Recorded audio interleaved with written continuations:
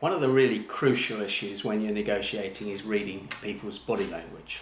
Now, the research that was done in 1972 by Albert Mehrabian at the University of California said that the impact of communication came 55% from the body language, 38% from the tone of voice, the way things were said, and 7% from the words. Now, whilst those statistics have been disproven, they haven't been disproven to the effect that body language is critically important. Let me tell you, it's 5 times more difficult to tell a lie with body language than it is with the words. So how can we use this? Well, there's some signals you really need to look at. When you're closing a sale, negotiating with someone, if they're interested, if they're giving you off buying signals, then they'll be leaning forward like I am now. If you say to them something like, will you be going ahead?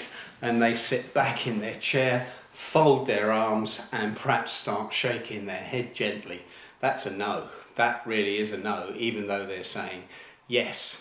Now, hand-to-face gestures is another thing we need to look at.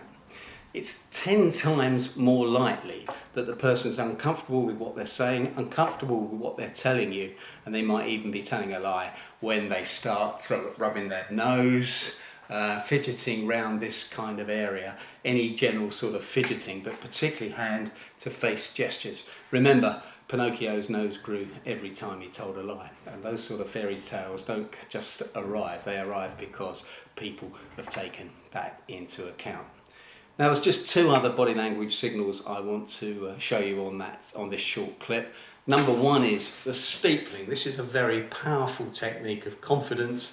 People think they've got a good hand, a good position in the negotiation, as opposed to this one, which universally means that the person's looking for some sort of divine intervention to help them solve the problem. Sometimes it's down here, it might even be under the table, but again. So key issues with body language is trust your intuition, make sure you watch and look at what's happening, ask the questions that we talked about in earlier video clips. And if you want any more information, don't forget it's all in the chapter in the book Win-Win Negotiating.